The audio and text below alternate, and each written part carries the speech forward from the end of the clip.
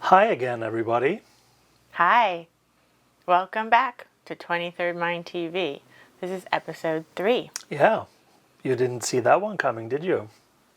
Just to note that if you're listening to this on the stream, there is a video. So go over to YouTube and check out Trapart Film YouTube channel, and that's where you'll find the 23rd Mind TV video screening. That's right. And if you are watching it, you are obviously watching us talking about this right now. So anyway, welcome to the 3rd episode. And would you like to say anything else about the stream? Well, it has I think been developed. We should. Yeah. So over the past month, the Rendering Unconscious podcast stream has kind of grown. And that's because when I started the podcast, I kind of hijacked Carl's Highbrow Lowlife label SoundCloud. And I put my Rendering Unconscious podcast on it and into the RSS feed. And since then, Carl started Radio Mega Golem, his own podcast. And so we decided, instead of having things differentiated on different streams, we just keep them all in the Highbrow Lowlife stream. So now there's Rendering Unconscious podcast. We've already streamed the first 2 23rd Mind TVs there. Yep. Radio Mega Golem's first episode's there. And then, since it was originally the Highbrow Lowlife label's SoundCloud, there are a bunch of different tracks and live performances, spoken word performances already in the SoundCloud. So little by little, I'm going to start feeding those into the stream as well, so that way you can hear some of our live performances also. Yeah, and there will be more archival stuff also. We simply have so much, and sometimes we forget that we have them. But for instance, some lectures that we have put up on YouTube and that have been on other platforms will now be pooled into this main hub of ours, which is the SoundCloud. And at the end of the episode, we'll give you the URL for that. It's easy to find. Yeah, and I mean, as you can see, we are in our usual environment at home in Stockholm, and we had actually planned that this 3rd episode would have been shot in New York. But our trip that was scheduled, and we looked forward to it a lot, not only to do things like events, but also to meet family and friends. We decided a couple of days before we were about to leave, actually on the Friday the 13th of March, to cancel the trip because the pandemic chaos and panic seemed to be on the rise, and we would rather stay at home to see what actually happened. And then what happened, everybody knows. The US banned travel into the US, so that was kind of a done deal. So basically we stayed at home, and as things have evolved, we are very happy to be home, I have to say. So a shame about New York. When everything settles down, we will return, of course, and reschedule film screenings that didn't happen in New York. But on that note, I would just like to say that if you hadn't seen those films, you can of course see them online on the Vimeo on demand, the page that carries all of our film stuff. But then the film screenings wasn't the biggest loss. We had planned to have a book evening at the wonderful bookstore Mast together with Genesis. And just a couple of days, literally 2 days after we had canceled our trip, Jen died. I don't think that's any news to any of you. It's hard to miss that Jen died. But that said, you know, it was expected. But when it really hits you, it's always a sad blow. And we have had some weeks now, actually 3 weeks of just grieving and be feeling sad That has now moved into maybe a feeling of relief on behalf of Jen, who no longer needs to be sick and impaired and infirm, and can now just focus on being an ethereal body and be creative on other spheres. That said, it was really sad. Of course, as you know, if you watched the 2 first episodes and follow us on social media, I'm very happy. We are very happy about the release of the Sacred Intent book, and I'll just quickly show that it arrived literally for Jen's 70th birthday, and that was the idea from the beginning. That's what the concept was, that we should have this book out and released on February 22nd, which was Jen's 70th birthday, and Jen actually got copies of the book on the birthday, so that was pretty good timing. But now the book is out there and it's getting wonderful attention, wonderful reviews, not unexpected. And it's a joy to have this kind of summary of these conversations that we've had since 1986 up until 2019. It covers a lot of ground, a lot of radical ideas from Jan, and it's just a great summing up of a friendship that will be sadly missed, I have to say. On that note, just to show that the album, the last album that we did together, it's also Jan's last album. In general, Loyalty Does Not End With Death, that came out last year, is now in print again via Ideal Recordings and Boomcat and other sellers too. And that goes, there are a few copies left of the 12-inch with the bonus tracks, but mainly the LP is out there, so you should check that out if you haven't already. In a similar way, like with the book Sacred Intent, it is a kind of a summary of a process that started already in the late 80s of working with spoken word and ambient music and catching Jen's mind and soul and eloquence and poetry, basically. So we're very happy that they're out there and sort of keeping Jen alive. Yeah. Yeah, and I must say we've been very creative during this period. I had just handed in a book on the 9th, so this is the Monday of the week that all this happened. Yeah. And Carl just wrapped up a book of his as well. Yeah. So we've been working on more creative projects, making music. I've been doing tons of cut-ups and collages. I've also been manically editing together old footage from conferences that we've had, and putting those up on YouTube. Some of those have become Rendering Unconscious podcast episodes as well. Others of them are up on YouTube as full panels from our Psychoanalysis, Art, and the Occult conference in London in 2016, and then our conference Rewriting the Future, 100 Years of Esoteric Modernism in Psychoanalysis, which was held in Merano, Italy last year in 2019. So check those out. Yeah, and I think that's if we have any advice for you during these very, very strange times, it's simply that if you're in some kind of, isolation or what do you call it, quarantine, it's just to use the time wisely and be as creative as you can be, because although the overall structure is a sad and shocking one, if you have more time with yourself, you can also use that for yourself and just catch up on all those creative things that you had in mind to perhaps wrap up someday. This might be a good time to do it. That's how we're thinking about it, like every day. And we usually have a lot of things to do in terms of creative stuff, and now it seems that we do get more things done, actually. And it's not that we necessarily have more time, because as the day only has 12 or 24 hours, but it's a matter of how diligently and how focused we use it. And I think that's affected us in a kind of a positive way. Yeah, also, well, trying not to be too focused on social media and the news keeps me off of the computer and the internet more because I don't want to kind of get sucked into that all day and get depressed.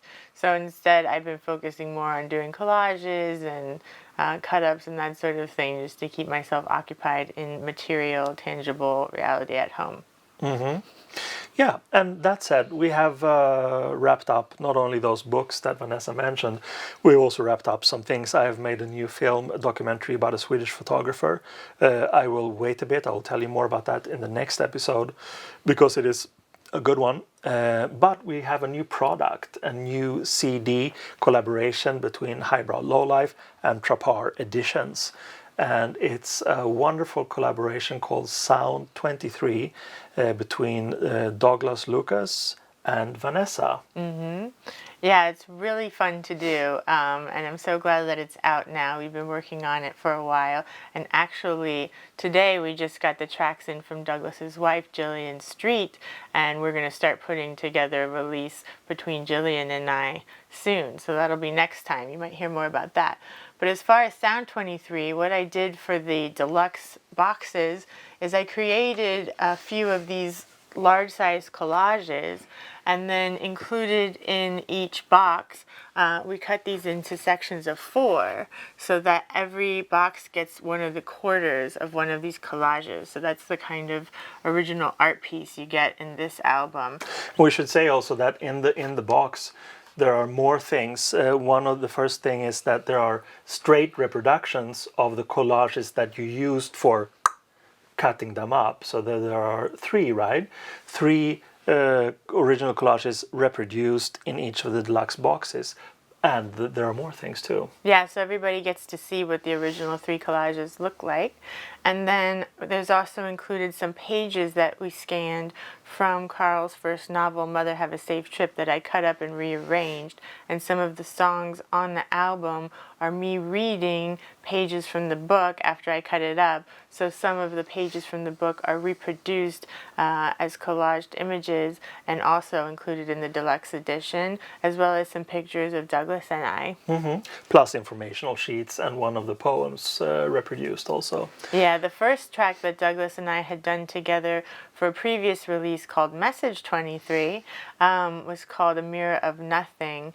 And so I recently made a video for that song with Carl and Jen and I all represented in it.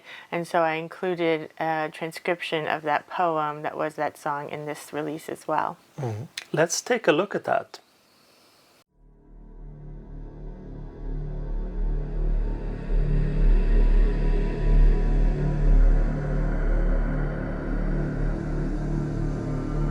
A mirror, powerlessness, further than we'd ever imagined is in imaginary transference.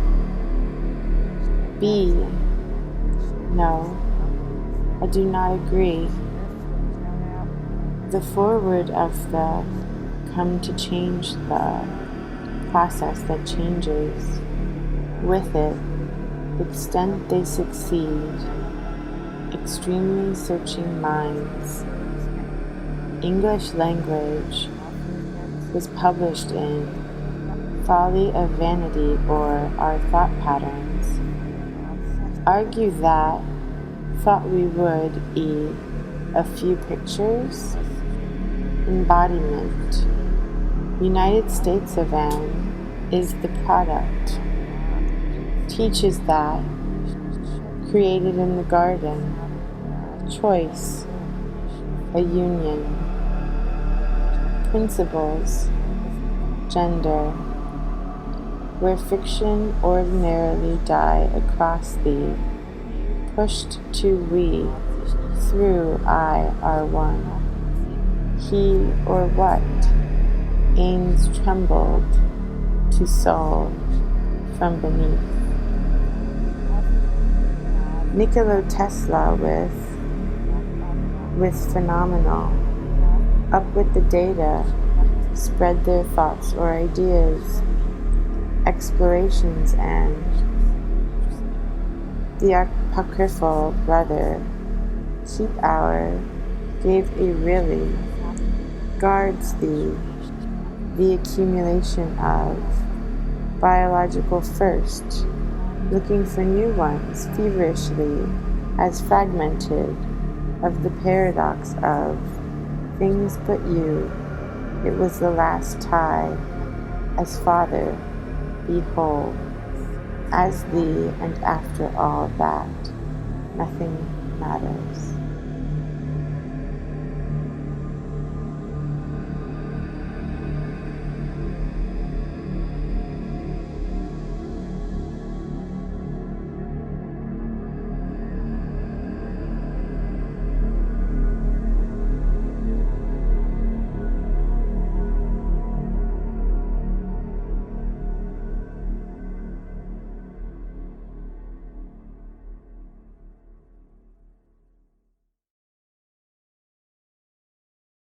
Yeah, we're back. I hope you enjoyed that. That was from Douglas Lucas and Vanessa, A Mirror of Nothing. And the Sound 23 project, which is a standard release and a deluxe release edition. Of course, it's a joint venture between Highbrow Lowlife and Trapar Editions. And we should probably mention that Highbrow Lowlife of course has a website, and that was recently revamped by Vanessa to include basically everything, to be the real hub of the musical stuff, because as many of you know, we have a Bandcamp site, and there's a SoundCloud, and there's a YouTube channel, and all of these sort of social media and platforms and trappings. But in terms of the music, Highbrow Lowlife is the best place to go when you want to check these things out, because from there are links to all the other ones, and it has a more or less full catalog listed. We're working on improving that all of the time, and of course we're releasing new stuff all the time.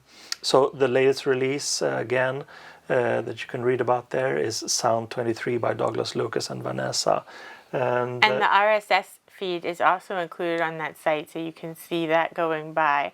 And as well, the song that you just heard was from Message 23, which you can find there and on our Bandcamp. But I also recently made a video for Sound 23 from a song called Demonic Morning. And so you can watch that now as well.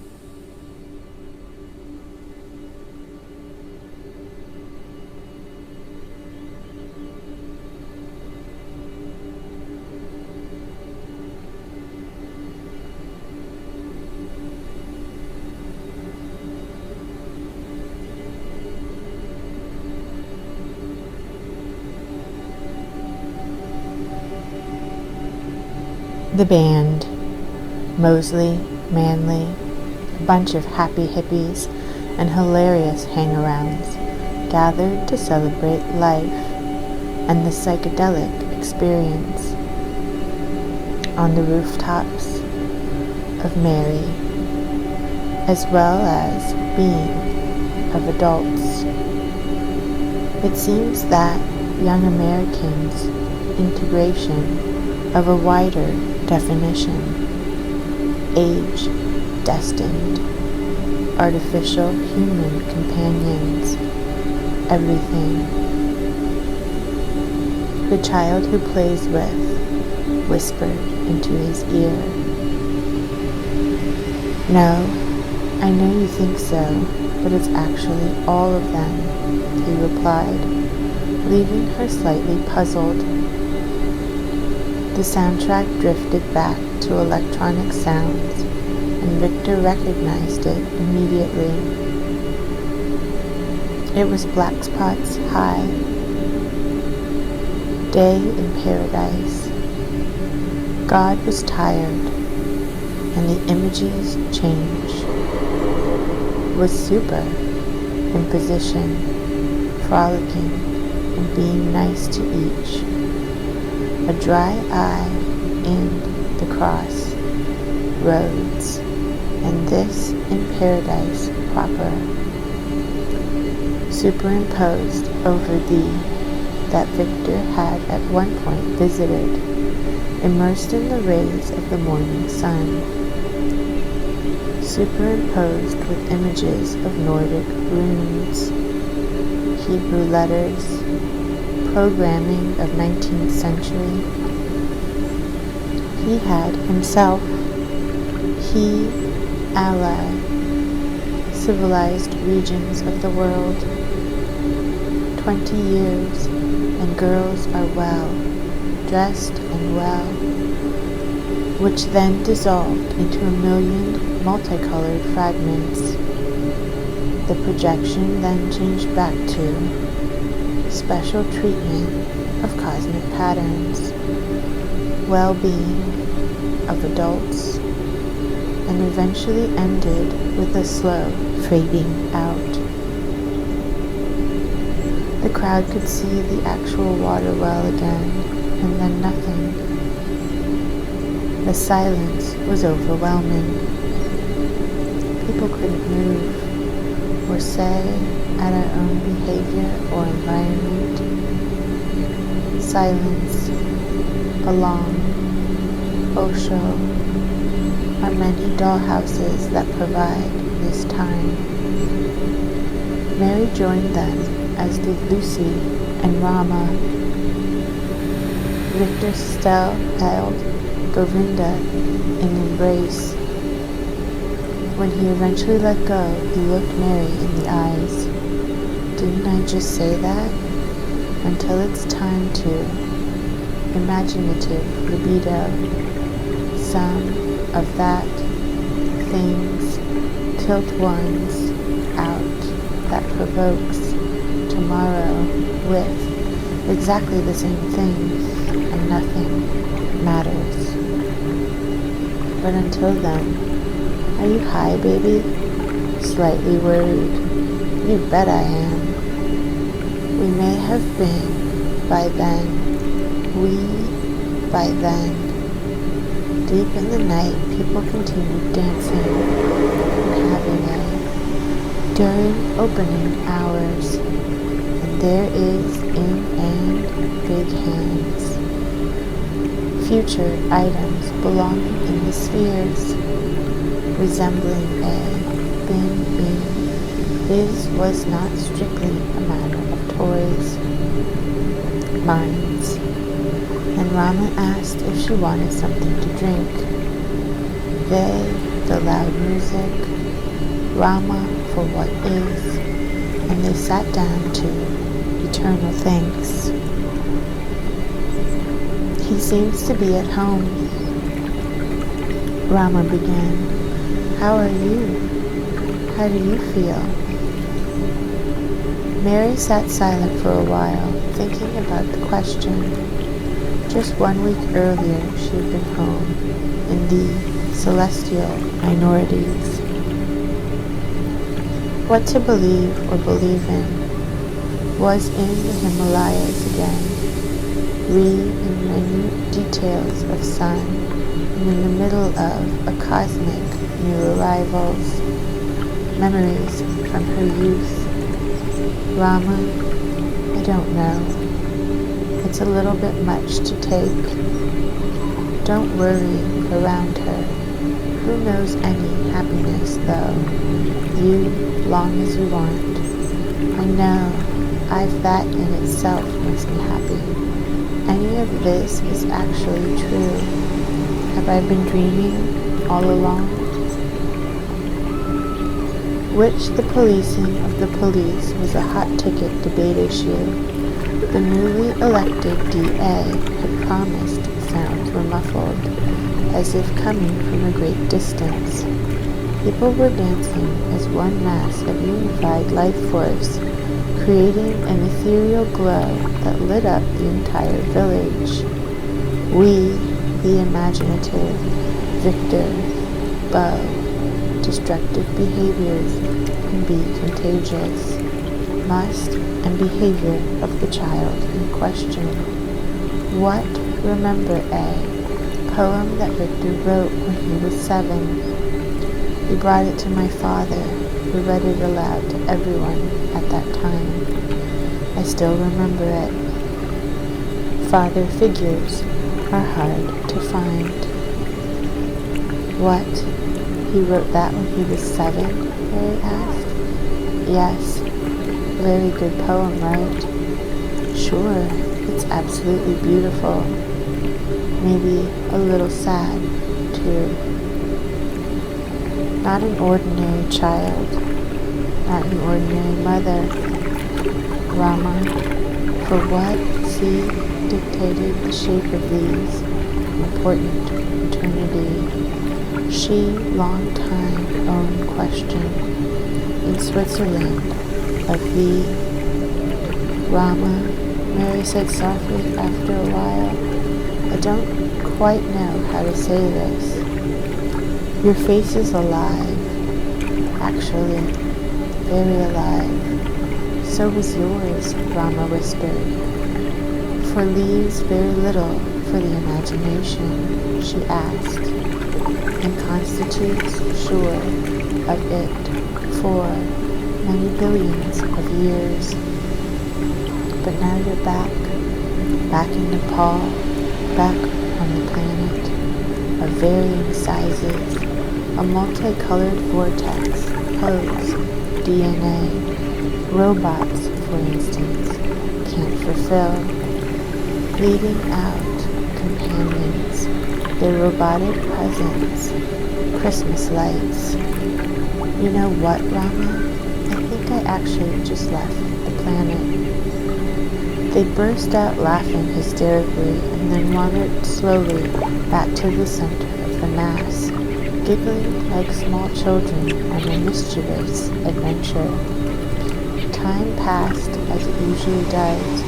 The party went on. The stars, the gross national product, her, them, when, he, him, music machines. It's no wonder that, and mechanical worlds of wonder were. Pre-people, remembered, had retired. Some were busy making love, but most of them were still dancing and frolicking. Even the local Nepalese had joined in and danced in their own traditional name. We know thy name. Now isn't that a coincidence? Way emerged some, easy and emotional, prevalence of introducing each other. Someone shouted in, going to hurt. Who's manipulated, but the locals, Victor shouted, before any doer experience out, we sought. Great, that's a fantastic video. Well, there's a lot of stuff to enjoy at the Highbrow Lowlife site, and of course at the other places too. One of the things that have been added since the last episode of 23rd Mind TV is basically a long-term project, but one that has, I don't know, bloomed in the wake, literal wake of after the demise of Genesis, Peorage, and that's the Mega Golem, the art project that I sort of conceptualized, I'd say 10 years ago, and that has since grown considerably and will grow so, even more from now on, because this thing that we've started through our channels is called Radio Mega Golem, and it's basically, I wouldn't call it a podcast, it's more like a poetic transmission, but each episode of the Radio Mega Golem is part of the creation of the Mega Golem magical being, and that has been going on for a while. We have received not only our own artworks to build this composite magical creature, but also from other artists who have wanted to contribute. And so slowly but surely the Mega Golem is growing, and I would say with a frequency of once a month, I'd say there will be a Radio Mega Golem episode, and that will also be a part of the Mega Golem. The first episode is a very special thing, a special part of the Mega Golem, and that's the Mega Golem's sense of direction. The death of Genesis means a new sense of direction for the Mega Golem, and that's really what this first episode of Radio Mega Golem is about, if it's about anything. It's a joy and pleasure to put together. You'll find some perhaps not information or information between the lines possibly, but it's more like I said, a poetic transmission. And I think that if you like the kind of music that we do and the kind of writing that we do and previous musical projects like Cotton Ferox and White Stains, you will very likely enjoy Radio Mega Golem. Yeah, and if you want to read more about the Mega Golem and what that is and Carl's invention of it, he talks about it in the book Resonances from Scarlet Imprint. Yeah. And in Occulture as well. That's right. From Inner Traditions. Mm-hmm. Yeah, and there will be more explanations, or poetic explanations, in the coming episodes of Radio Mega Golem too. Yeah, that's basically what we've been up to, but we are fortunately not alone on the planet. And we have been receiving some very, very interesting stuff from friends out there. So we're going to talk a little bit about what we've received and what we feel is noteworthy. Yeah. Well, first let's talk about Adele. Yeah. Adele Soto 156. We're longtime friends and fans. He's from Miami and has been a main player in the Miami underground scene for decades. He lived in New York for, I guess, about a decade as well. And he does these things called throwaway poems, where he writes poems on cards. And when he lived in New York, he would leave them in the subways, either just on torn sheets of paper or on note cards. And if you lived in New York for any period of time while he did, you probably ran into one of these somewhere along the way. They were everywhere, and they're amazing to find. What a treat. Yeah, and Adele he's a multi-talented guy, because it's not only like, poetry is of course the basis of everything, but there are scenes, fanzines with writing and poetry, of course, but also of photography.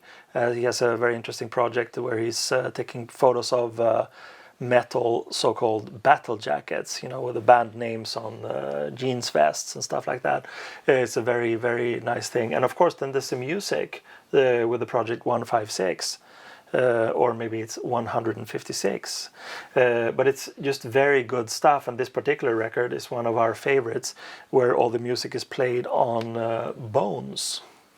Human bones. Human bones, yeah. And this LP is gorgeous. I just have to show you the actual vinyl, because not only is it this beautiful lavender, but it comes in this amazing cream vinyl as well. And he just recently on his Bandcamp released a couple of the outtakes, extra tracks from this album. So go to 156 Bandcamp. All the links are in the text with this episode. And check that out. Yeah, Adele is great. Check him out. And then another thing I wanted to make sure to mention, Haiti and Press does these great little booklets. And so I just wanted to mention my personal favorites from another dear friend of ours, Demetrius Lacroix. And it's on Papa Legba, a little workbook on Papa Legba. And Demetrius currently lives in New Orleans. And you might recognize him because he's been in the Fenris Wolf Volume 9. He was one of our speakers at the first Psychoanalysis, Art, and the Occult Conference. And now he's one of the owners of a botanica in New Orleans called Botanica Macumba. And of course, we're not all traveling and visiting places right now, but they are doing some online classes and workshops, so definitely check those out as well. Mm-hmm. Yeah, and that's just another way of saying also be creative during these strange times, because we had originally actually planned to go to New Orleans after New York, because they were going to host, the Macumba people were going to host a conference on necromancy that sounded really, really interesting. We were really looking forward to it. Yeah, but of course that was cancelled too.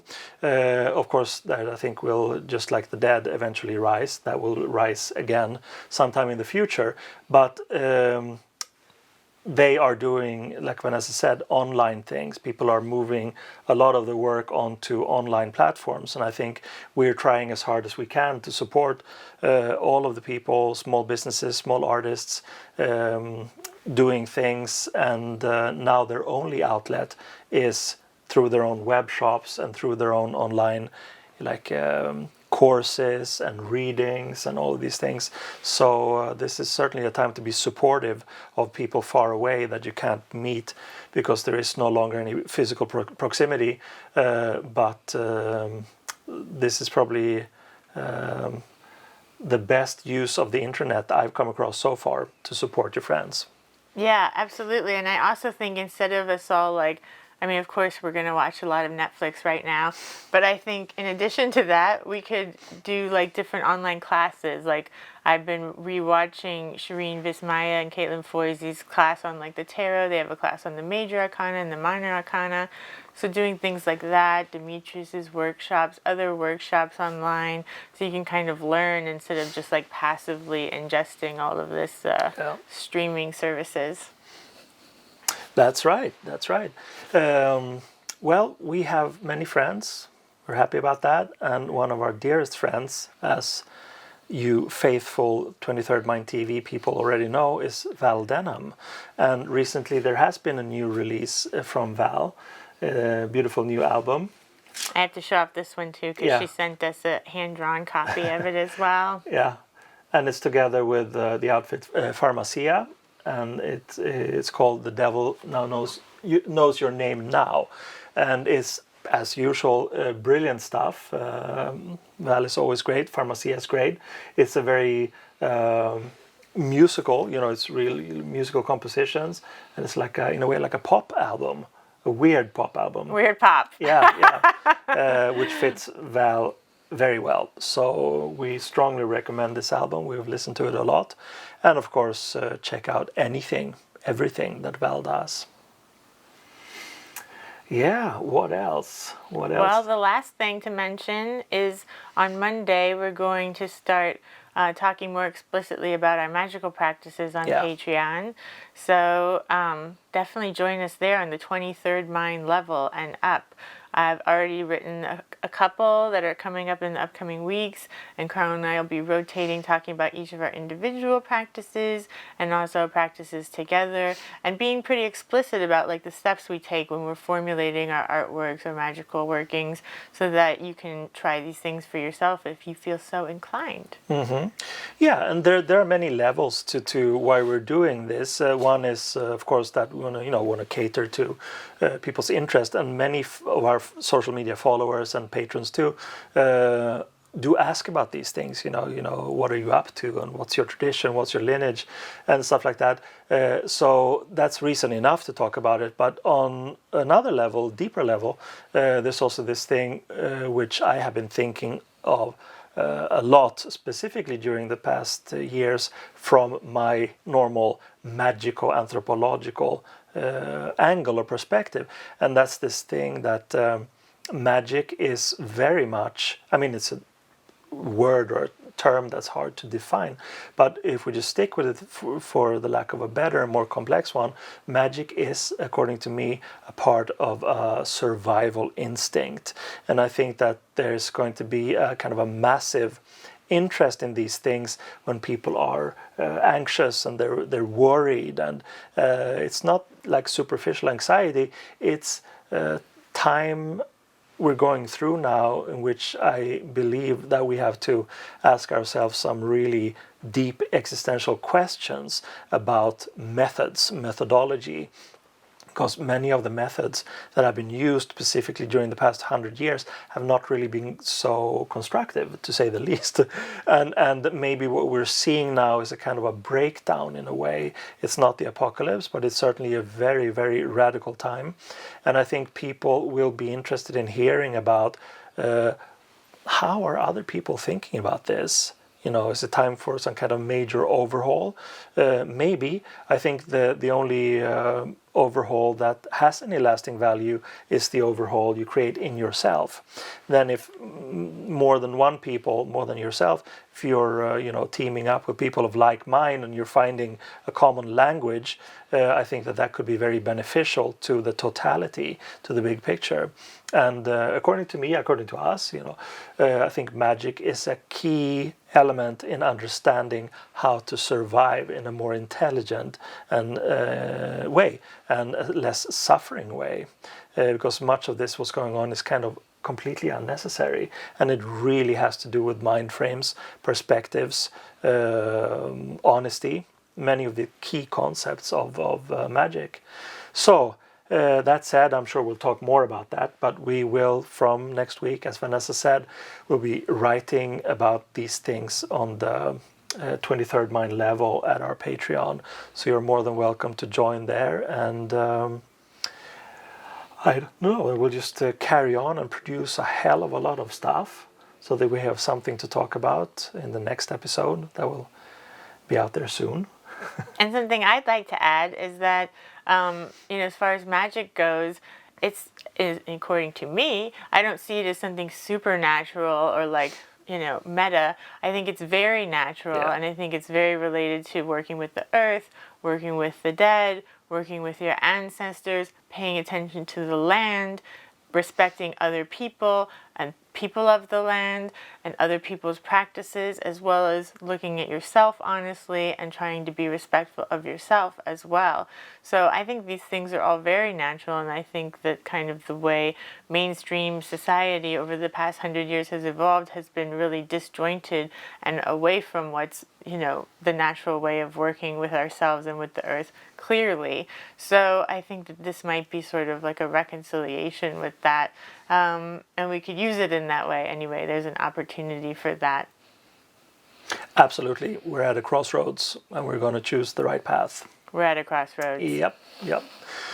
That said, take care, and we'll see you next time on the next episode of 23rd Mind TV. Thanks for watching. Bye.